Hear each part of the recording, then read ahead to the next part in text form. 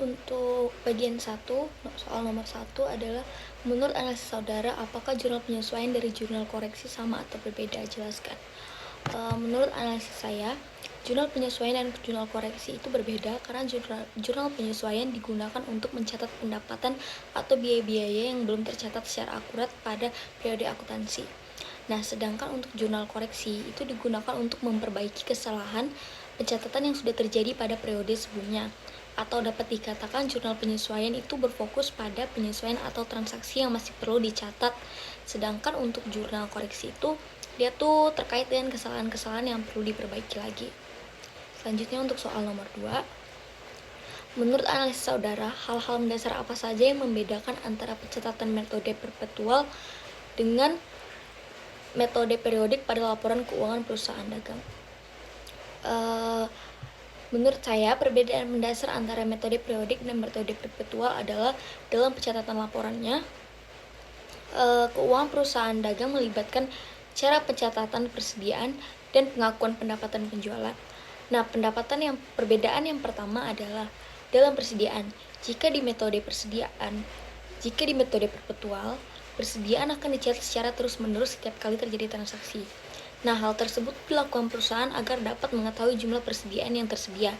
Sedangkan untuk metode periodik biasanya dilakukan hanya saat akhir periode.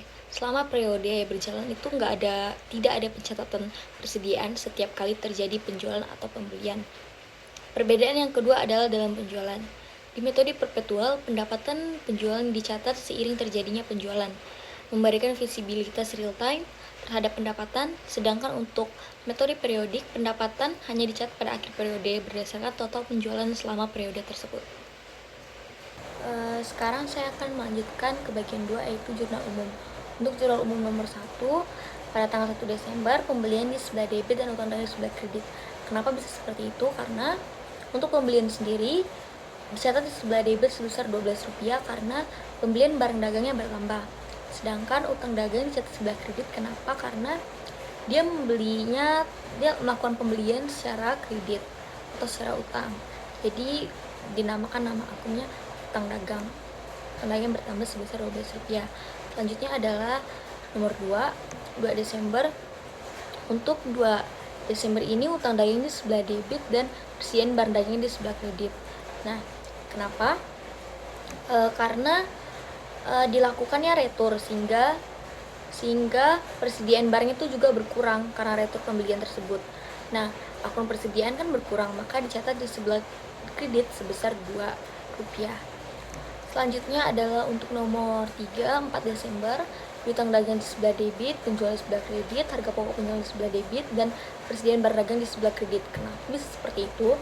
Nah, akun piutang dagang dicatat sebelah debit sebesar 50 karena penjualan dilakukan secara kredit, lalu akun penjualan itu dicatatnya sebelah kredit kan, sebesar 50 karena penjualan dilakukan itu bertambah. Nah, untuk sistem perpetual sendiri, harga pokok penjualan dan pengurangan jumlah persediaan harus dicatat.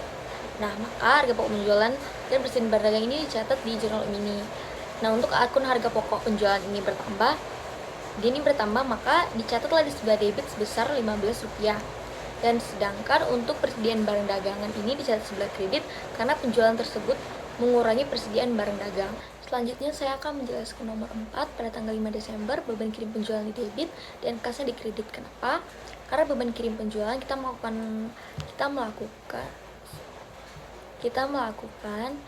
membayar ongkos kirim penjualan pada tanggal 4 Desember senilai 2. Maka di beban kirim penjualan, nama akunnya beban kirim penjualan di sebelah debit sebesar 2 dan kasnya keluar karena kita membayar beban kirim penjualan tadi sebesar 2 juga.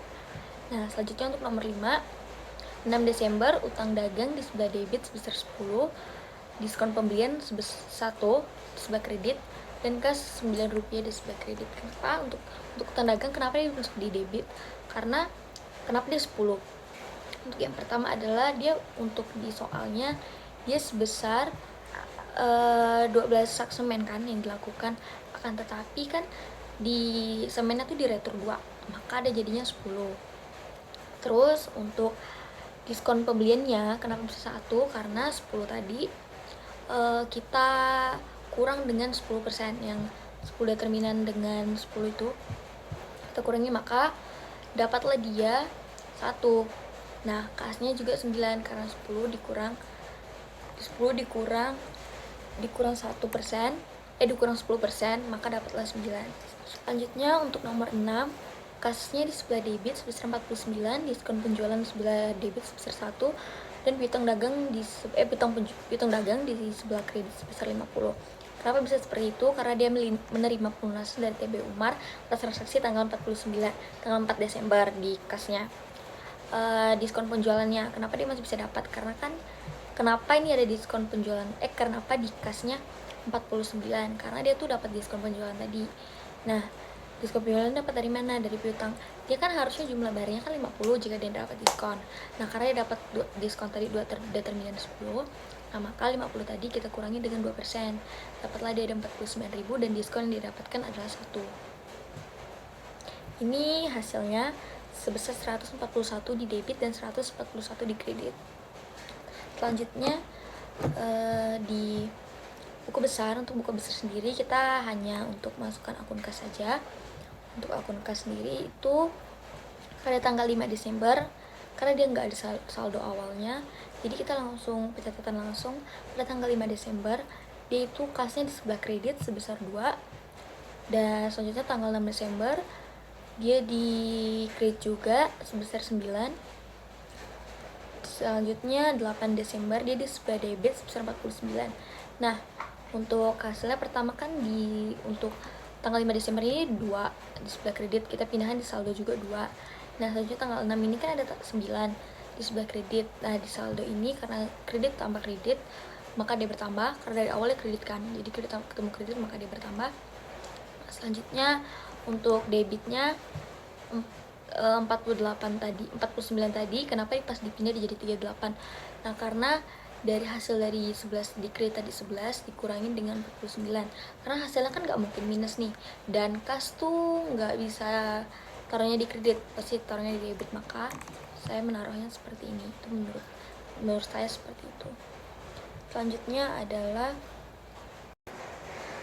Selanjutnya kita di jurnal penyesuaian metode perpetual. Untuk nomor 1 tanggal 31 Desember itu beban depresiasi peralatan kantornya di sebelah debit sebesar 10 dan akumulasi depresiasi peralatan kantornya di sebelah debit sebesar 10. Kenapa bisa seperti itu? Karena untuk nomor 1 itu kan peralatan kantor dibeli pada tanggal 1 Desember. Nah, estimasi peserta itu 6 tahun. Nah, sisanya udah nggak ada. Dengan menggunakan metode garis lurus. Untuk menggunakan metode garis lurus ini kan kita nilai sebelumnya kita kurangi dengan nilai sisanya, terus kita bagi dengan estimasi pemakaian kan.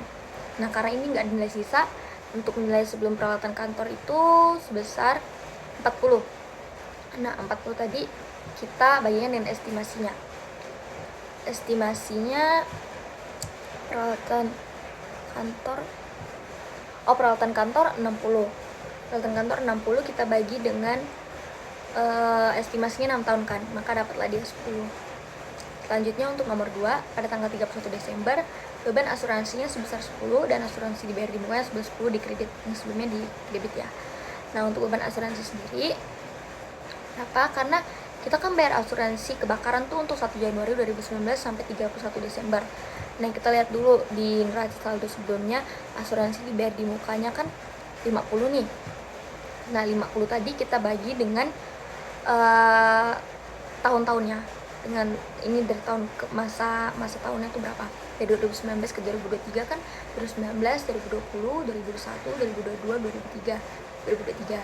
Nah, maka asuransi dibayar di muka tadi kan berjumlah 50, kita bagi dengan 5 tahun tadi, maka dapatlah dia 10. Selanjutnya untuk nomor 3 itu dia 31 Desember beban perlengkapan di debit dan perlengkapan di kredit sebesar 15. Kenapa? Perhitungan fisik perlengkapan 31 Desember itu kan sebesar 2019 saldo akhirnya tuh 25. Nah, untuk saldo sebelumnya itu dia tuh berjumlah perlengkapan dia berjumlah 40. Nah, 40 tadi kita kurangi dengan sisa akhirnya. Sisa akhirnya kan sebesar 25. 40 dikurang 25 itu 15. Maka beban perlengkapannya 15 dan perlengkapannya 15 ya kredit. Selanjutnya adalah nomor 4, Desember 31, beban depresiasi peralatan tokonya sebesar 20 di debit dan akumulasi depresiasi peralatan toko sebesar 20 di kredit. Kenapa bisa seperti itu? Yang pertama, peralatan toko itu kan dibeli pada tanggal 1 Januari 2019. Estimasi masih pakainya 5 tahun. Nilai sisanya 40 dengan metode garis lurus. Nah, seperti yang saya bilang sebelumnya, saya menggunakan cara seperti nilai sebelumnya kita kurangi dengan nilai sisa. Nah, nilai sebelumnya kan dia untuk peralatan toko sendiri dia 140. Nah, untuk 140 tadi kita kurangi dengan 40 sisanya kan. Nah, terus dikurangi 40 dapat 100 dong. Nah, setelah kita dapat 100, maka kita kurangi dengan kita bagi dengan estimasi 5 tahun. 100 dibagi 5 tahun dapat 20. Maka beban depresiasi peralatan tokonya 20 di debit dan akumulasi depresiasi peralatan tokonya 20 di kredit. Ini nih kayak beban penyusunan gitu, makanya namanya beban depresiasi. Selanjutnya adalah nomor 5, beban gaji penjualan sebesar 50 dan beban gaji administrasi sebesar 50 sama-sama di debit dan utang gaji di kredit sebesar 100. Nah, itu kenapa? Karena yang pertama, pembayaran gaji karyawan tuh setiap bulannya kan tanggal 26 Desember. Nah, tokonya ini tetap buka selama 27 sampai 31 Desember. Nah, 27, 28, 29, 30, 31. Itu udah 5 hari kan. Sedangkan gaji karyawannya itu 2 rupiah per hari. Nah, karyawan yang masuk kerja itu terdiri dari 5 orang staf penjualan dan 5 orang staf administrasi. Karena sama-sama 5 orang. Saya langsung jumlahkan 10 orang nih. Nah, untuk satu orangnya aja dalam 5 hari dia bisa 10.000. Karena satu hari kan 2 rupiah. Maka kalau 5 hari dia 10 rupiah. Nah, 10 rupiah tadi saya kalikan dengan 10 staf. Maka dia dapatlah 100 rupiah kan. Nah, setelah itu karena ini stafnya dia ada 5 orang kayak dibagi, ada pembagian gitu. Maka 50-50. Jadi 5 orang staf tadi mendapatkan 5 orang staf tadi pengeluaran 50 dan 5 orang staf lagi 50. Maka dari itu beban gaji penjualan itu sebesar 50 dan beban gaji administrasi sebesar 50. Nah, utang gaji itu tadi jumlah keduanya sebesar 100. Untuk nomor 6 sendiri tanggal 31 Desember beban listrik, air, telepon toko sebesar 4 di debit, beban listrik, air, telepon kantor sebesar 4 juga di debit, dan beban yang masih harus dibayar sebesar 8 di kredit. Kenapa? Karena tagihan listrik, air, dan telepon bulan Desember baru diterima nih awal Januari 2020 kan. Nah, total tagihannya tuh 8 dan dialokasikan ke toko sebesar 50% dan kantor 50%. Nah, dia 8 kan. 8 kita kurangi dengan 50%. Nah, maka dia dapat 4.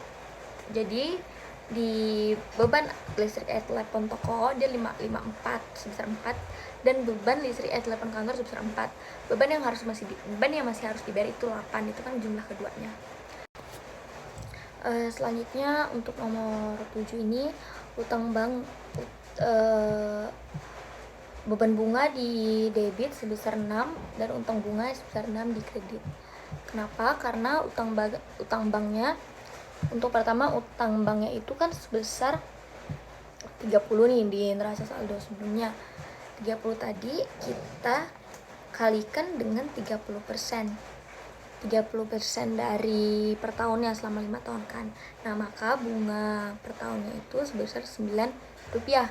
Nah, 9 rupiah terus kita bagi lagi dengan 12. Kenapa kita bagi dengan 12? Karena dia kan per tahun itu kan ada 12 bulan, maka kita bagi dengan 12. Maka dia dapatnya 0,75 kan. Nah, 0,75 ini kita kalikan dari cicilan pertama jatuh tempo itu sampai Desember. Mei, Juni, Juli, Agustus, September, Oktober, November, Desember. Dia 8 kan. Kita kalikan dengan 8. Maka dapatlah dia 6. Maka beban bunganya 6 dan utang bunganya 6. Selanjutnya untuk jurnal penyesuaian nomor 8 itu karena kenapa bisa 50 di debit dan kreditnya, karena kita melihat di metode perpetual, kita melihat di neraca saldo sebelumnya itu jumlah dari persediaan barang dagang itu 230 kan. Nah, terus kita kurangi dengan persediaan barang akhir. itu 180. Jadi 230 itu kita kurangi dengan 180, maka kita mendapatkan 50. Maka harga pokok penjualannya 50 debit dan persediaan bahan dagingnya di kredit sebesar 50. Tanggal 31 Desember itu beban depresiasi peralatan kantornya di sebelah debit sebesar 10 dan akumulasi depresiasi peralatan kantornya di sebelah debit sebesar 10. Kenapa bisa seperti itu? Karena untuk nomor 1 itu kan peralatan kantor dibeli pada tanggal 1 Desember. Nah, estimasi masa pakai itu 6 tahun. Nilai sisanya udah nggak ada. Dengan menggunakan metode garis lurus. Untuk menggunakan metode garis lurus ini kan kita nilai sebelumnya kita kurangi dengan nilai sisanya. Terus kita bagi dengan estimasi pemakaian kan. Nah, karena ini nggak ada nilai sisa, untuk nilai sebelum peralatan kantor itu sebesar 40. Nah, 40 tadi kita bagikan dengan estimasinya. Estimasinya peralatan kantor 60. Peralatan kantor 60 kita bagi dengan estimasinya 6 tahun kan, maka dapatlah dia 10. Selanjutnya untuk nomor 2, pada tanggal 31 Desember, beban asuransinya sebesar 10 dan asuransi dibayar di bunganya sebesar 10 di kredit, yang sebelumnya di debit ya. Nah, untuk beban asuransi sendiri, kenapa? Karena kita kan bayar asuransi kebakaran tuh untuk 1 Januari 2019 sampai 31 Desember. Nah, kita lihat dulu di neraca saldo sebelumnya, asuransi dibayar di mukanya kan 50 nih. Nah, 50 tadi kita bagi dengan tahun-tahunnya, dengan ini dari tahun ke masa tahunnya itu berapa, dari 2019 ke 2023 kan, 2019, 2020, 2021, 2022, 2023. Nah, maka asuransi dibayar di muka tadi kan berjumlah 50, kita bagi dengan 5 tahun tadi, maka dapatlah dia 10. Selanjutnya untuk nomor 3, itu dia 31 Desember beban perlengkapan di debit dan perlengkapan di kredit sebesar 15. Kenapa? Perhitungan fisik perlengkapan 31 Desember itu kan sebesar 2019 saldo akhirnya tuh 25. Nah, untuk saldo sebelumnya itu dia tuh berjumlah perlengkapan dia berjumlah 40. Nah, 40 tadi kita kurangi dengan sisa akhirnya. Sisa akhirnya kan sebesar 25. 40 dikurang 25 itu 15. Maka beban perlengkapannya 15 dan perlengkapannya 15 ya kredit. Selanjutnya adalah nomor 4, Desember 31, beban depresiasi peralatan tokonya sebesar 20 di debit dan akumulasi depresiasi peralatan toko sebesar 20 di kredit. Kenapa bisa seperti itu? Yang pertama, peralatan toko itu kan dibeli pada tanggal 1 Januari 2019. Estimasi masa pakainya 5 tahun. Nilai sisanya 40 dengan metode garis lurus. Nah, seperti yang saya bilang sebelumnya, saya menggunakan cara seperti nilai sebelumnya kita kurangi dengan nilai sisa. Nah, nilai sebelumnya kan dia untuk peralatan toko sendiri dia 140. Nah, untuk 140 tadi kita kurangi dengan 40 sisanya kan. Nah, terus dikurangi 40 dapat 100 dong. Nah, setelah kita dapat 100, maka kita kurangi dengan kita bagi dengan estimasi 5 tahun. 100 dibagi 5 tahun dapat 20. Maka beban depresiasi peralatan tokonya 20 di debit dan akumulasi depresiasi peralatan tokonya 20 di kredit. Ini nih kayak beban penyusunan gitu, makanya namanya beban depresiasi. Selanjutnya adalah nomor 5, beban gaji penjualan sebesar 50 dan beban gaji administrasi sebesar 50 sama-sama di debit dan utang gaji di kredit sebesar 100. Nah, itu kenapa? Karena yang pertama, pembayaran gaji karyawan tuh setiap bulannya kan tanggal 26 Desember. Nah, tokonya ini tetap buka selama 27 sampai 31 Desember. Nah, 27, 28, 29, 30, 31. Itu udah 5 hari kan. Sedangkan gaji karyawannya itu 2 rupiah per hari. Nah, karyawan yang masuk kerja itu terdiri dari 5 orang staf penjualan dan 5 orang staf administrasi. Karena sama-sama 5 orang, saya langsung jumlahkan 10 orangnya. Nah, untuk satu orangnya aja dalam 5 hari dia bisa 10.000. Karena satu hari kan 2 rupiah, maka kalau 5 hari dia 10 rupiah. Nah, 10 rupiah tadi ya saya kalikan dengan 10 staff, maka dia dapatlah 100 rupiah kan. Nah, setelah itu karena ini staffnya dia ada 5 orang kayak dibagi, ada pembagian gitu, maka 50-50. Jadi 5 orang staff tadi mendapatkan 5 orang staff tadi pengeluaran 50 dan 5 orang staff lagi 50. Maka dari itu beban gaji penjualan itu sebesar 50 dan beban gaji administrasi sebesar 50. Nah, utang gaji itu tadi jumlah keduanya sebesar 100. Untuk nomor 6 sendiri, tanggal 31 Desember, beban listrik, air, telepon, toko sebesar 4 di debit, beban listrik, air, telepon kantor sebesar 4 juga di debit, dan bebannya masih harus dibayar sebesar 8 di kredit. Kenapa? Karena tagihan listrik, air, dan telepon bulan Desember baru diterima nih awal Januari 2020 kan. Nah, total tagihannya tuh 8 dan dialokasikan ke toko sebesar 50% dan kantor 50%. Nah, dia 8 kan. 8 itu 8 kita kurangi dengan 50%. Nah, maka dia dapat 4. Jadi di beban listrik, air, telepon, toko dia 54 sebesar 4 dan beban listrik, air, telepon kantor sebesar 4. Beban yang masih harus dibayar itu 8. Itu kan jumlah keduanya. Selanjutnya untuk nomor 7 ini utang bank,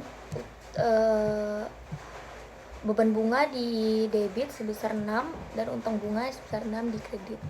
Kenapa? Karena utang banknya, untuk pertama utang banknya itu kan sebesar 30 nih di neraca saldo sebelumnya. 30 tadi kita kalikan dengan 30%. 30% dari per tahunnya selama 5 tahun kan. Nah, maka bunga per tahunnya itu sebesar Rp9. Nah, Rp9 terus kita bagi lagi dengan 12. Kenapa kita bagi dengan 12? Karena dia kan per tahun itu kan ada 12 bulan, maka kita bagi dengan 12. Maka dia dapatnya 0,75 kan. Nah, 0,75 ini kita kalikan dari cicilan pertama jatuh tempo itu sampai Desember. Mei, Juni, Juli, Agustus, September, Oktober, November, Desember. Dia 8 kan. Kita kalikan dengan 8. Maka dapatlah dia 6. Maka beban bunganya 6 dan utang bunganya 6. Selanjutnya nomor 8 adalah harga pokok penjualan sebesar 650 di kredit, presiden barang dagang akhir sebesar 180 di kredit, retur dan potongan pembelian itu sebesar 25, diskon pembelian sebesar 5, pembelian di sebelah kredit sebesar 745, dan beban kirim pembelian sebesar 15 di sebelah kredit sebesar 15, dan persediaan barang dagang awal sebesar 100 di kredit.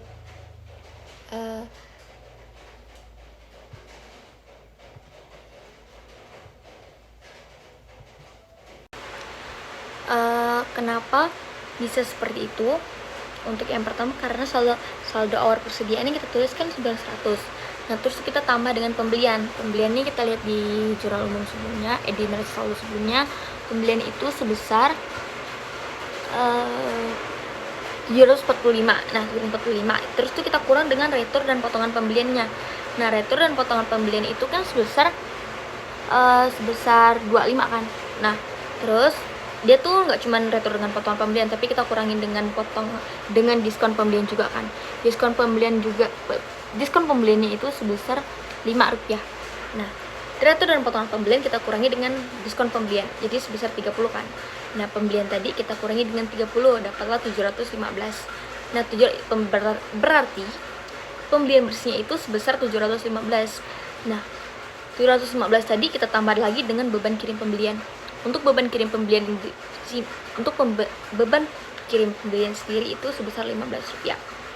Nah, terus kita tambahkan 715 tambah 15 hasilnya 730. Nah, saldo awal persediaan tadi kita tambah dengan 730 tadi kan, pembelian bersih tadi.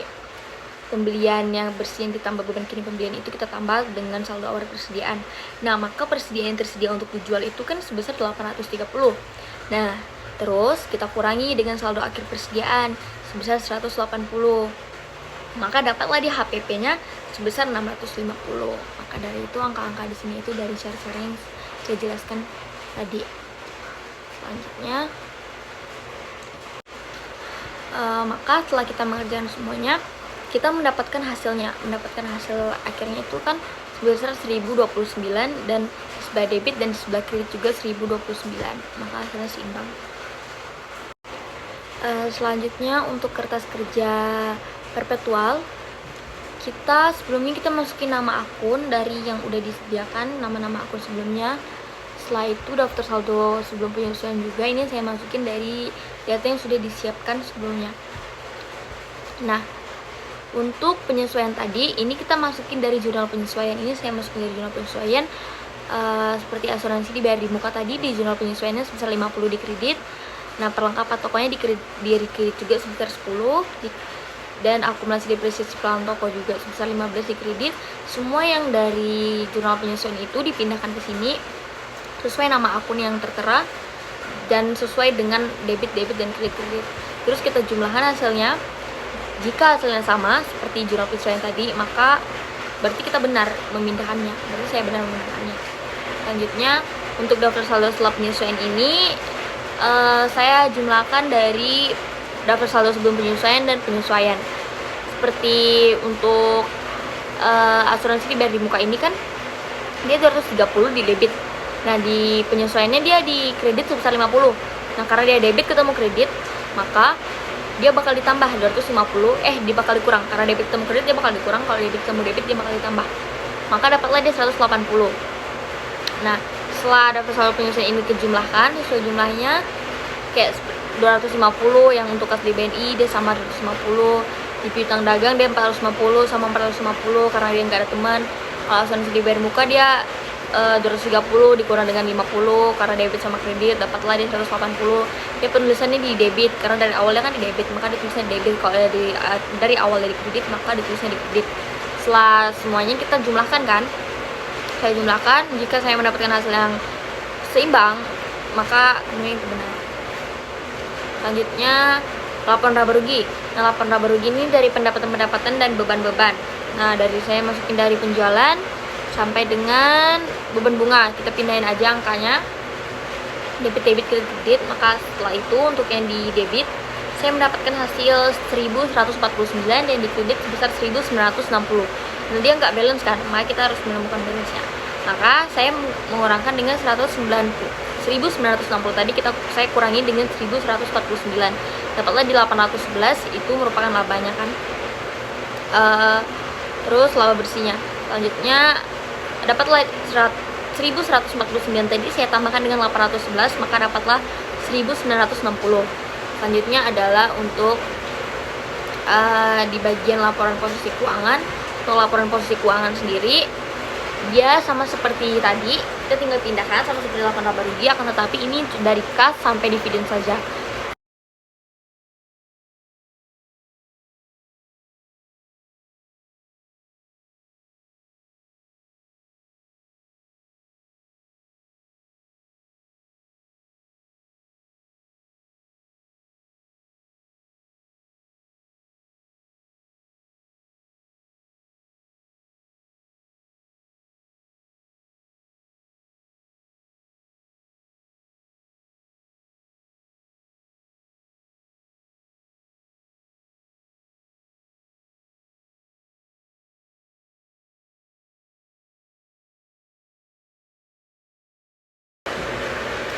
Selanjutnya adalah untuk kertas kerja periodik. Nah, untuk kertas kerja periodik ini nama-nama akunnya sama seperti tadi, akan tetapi untuk persediaan barang dagang ini kita kasih space 1, saya kasih space 1 karena ada persediaan barang dagang awal dan persediaan barang dagang akhir dari sesuai jurnal penyesuaian yang sudah kita kerjakan sebelumnya. Nah, untuk saldo daftar saldo sebelum penyesuaian ini saya samakan dengan data yang sudah dikasih sebelumnya. Selanjutnya untuk penyesuaiannya ini dari jurnal penyesuaian periodik tadi sebesar persediaan barang dagangnya ada 2, karena yang satu persediaan barang akhir di debit kan sebesar 180 dan persediaan barang awal di kredit sebesar 100. Nah, tapi saya nggak punya tuh secara bersamping itu, tapi kayak atas bawah, tapi debit sama kredit. Selanjutnya sudah kita pindahkan semua angka yang ada di jurnal penyesuaian tadi, kita pindahkan di dipindah di kertas kerja ini. Setelah itu kita jumlahkan hasilnya, maka jika disesuai hasilnya dengan jurnal penyesuaian sebelumnya, kemungkinan maka itu benar sesuai dengan data yang kita pindahkan. Itu benar sesuai dengan data kita. Selanjutnya daftar saldo setelah penyesuaian ini dapat dari penjumlahan dari daftar saldo sebelum penyesuaian dan penyesuaian. Nah, untuk kas di BNI nya dia tetap sebesar 250 karena dia nggak ada temen kan, dan untuk piutang dagangnya dia itu 450 tetap juga di daftar saldo setelah penyesuaian karena nggak ada teman juga di penyesuaian. Nah, untuk persediaan barang dagang awal, dia daftar 1 sebelum penyesuaian kan dia 100. Nah, terus di penyesuaian ini dia ada 180. 180 debit kan, debit sama debit, berarti 280 kan. Nah, 280 ini kita pindahkan terlebih dahulu. Di daftar 1 penyesuaiannya berarti 280. Itu berarti persediaan dagang akhir. Untuk persediaan dagang awalnya dia tuh 100 kan. Karena 100 ada temannya berarti dia tetap 100. Nah, terus asuransi dibayar di muka, dia 50 di debit. Nah, ketemu di penyesuaian ada temannya di 10 kan di kredit. Nah, maka 50 kurang 10 kan 40. Nah, maka di daftar 100 penyesuaian dia itu 40. Untuk seterusnya itu saya jumlahkan sesuai, jika dia debit, jika dia ada teman maka kita jumlahkan. Kalau dia debit sama debit, dia tetap debit sama debit dia ditambah. Kalau debit sama kredit dia dikurang. Nah, seperti itu. Nah, tapi kalau di angkanya sama nih, seperti di nomor di retur di pembelian, dia 745 sama 745 kan. Sama-sama dia di itu lagi di debit sama kredit 745, maka hasilnya kan 0, dia nggak perlu diselesaikan, dia udah 0. Terus saya menurut saya seperti itu. Kalau dia debit sama debit, karena dia ditambahkan, jadi masih ada tetap ditulis. Kalau dia berkurang nilainya habis tuh nggak perlu tulis lagi. Setelah semuanya dijumlahkan, maka kita lanjut ke laporan laba rugi. Untuk laporan laba rugi sendiri itu kita masukin dari pendapatan dan beban-beban. Dari penjualan sampai dengan beban administrasi lain-lain saya masukin. Saya sesuaikan angka di neraca saldo setelah penyesuaian itu kan, saya sesuaikan semua hingga saya mendapatkan hasil akhir 1149 di debit dan 1960 di kredit. Nah, karena dia nggak seimbang, kita kurangi seperti tadi. Tapi dia labanya tuh harus sama ya, labanya harus sama seperti yang di perpetuaan. Maka 1960 saya kurangi dengan 1149, saya mendapatkan labanya 811. Maka dia terus setelah itu saya tambahin 1149 dengan 811, saya tambahkan mendapatlah hasilnya 1960. Maka balance kan, dia harus jadi balance. Selanjutnya untuk laporan posisi keuangannya, saya pindahkannya dari kas di BNI sampai dengan dividen. Setelah saya pindahkan, saya jumlahkan kan semuanya. Untuk di debit dia hasilnya 1285, untuk di kredit dia 474. Nah, nggak balance juga kan.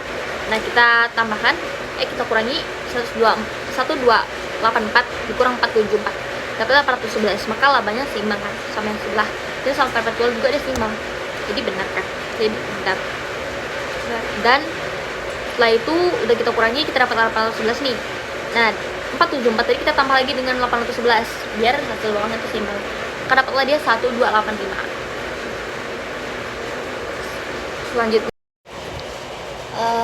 Selanjutnya saya lanjut ke laporan keuangan.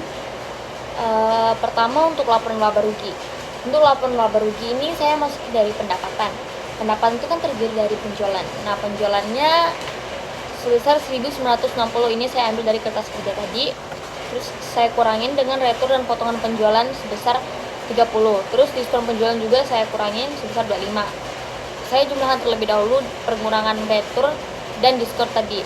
30 kan ditambah dengan 25, 55. Maka penjualan tadi kan 1960. 1960 itu saya kurangi dengan 55 tadi. Maka saya mendapatkan penjualan bersih sebesar 1905.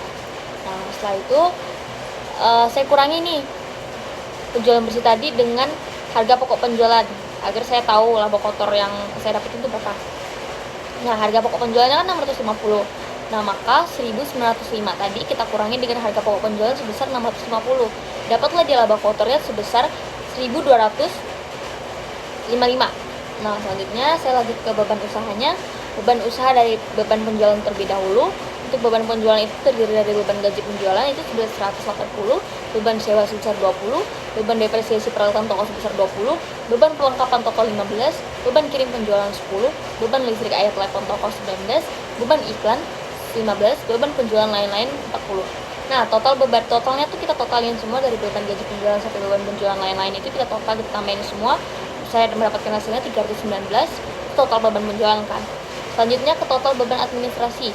Untuk total beban administrasi sendiri itu beban gaji administrasi yang pertama ada 80, beban depresiasi peralatan toko sebesar 10, beban asuransi sebesar 10, beban listrik, air, telepon kantor sebesar 14, beban bunga sebesar 6, beban administrasi lain-lain sebesar 5. Nah, angka-angka ini tuh saya dapat dari jurnal, dari kertas kerja ya, yang saya kerjain sebelumnya. Saya jumlahkan beban administrasi, maka dari itu saya akan mendapatkan total beban administrasinya sebesar 125. Nah, kita totalkan beban usahanya dari 319 kita tambahkan 125, dapatlah hasilnya 444. Maka untuk mengetahui laba bersih usaha kita kurangi 100.255 tadi, itu kan pendapatan kotornya, kita kurangi dengan total beban usahanya 444, maka saya mendapatkan hasil laba bersihnya itu sebesar 811. Nah, selanjutnya adalah laporan perubahan ekuitas atau perubahan modal. Untuk perubahan modal sendiri ini, pertama saldo awal. Saldo awal itu dari modal saham kan. Modal sahamnya kita lihat di kertas kerja juga. Dia sebesar berapa sih? Sebesar 25. Nah, saldo labanya sebesar berapa? Sebesar 120. Nah, total ekuitas ini dari perjumlahan mereka berdua, dari modal saham dan saldo laba. 25 ini kita ditambah dengan 120, hasilnya kan 145. Nah, terus modal saham ini di laba bersih dia kan nggak ada, dividen juga nggak ada. Laba bersih itu di saldo laba bersihnya 811 kita masukin. Nah, terus di ekuitasnya tetap 811 karena nggak ada pasangan kan. Nah, selanjutnya dikurang dividennya kan sebesar 40 dan ada pasangan juga di ekuitas itu tetap 40. Nah, maka modal saham kita jumlahkan ke saldo akhirnya dia sebesar 25. Saldo labanya dia sebesar 891. Kenapa? Karena tadi kan saldo awalnya kita tambahkan dengan saldo awal tadi, kita tambahkan laba bersihnya. Setelah itu kita kurangi dengan 40, maka mendapatlah hasil 891.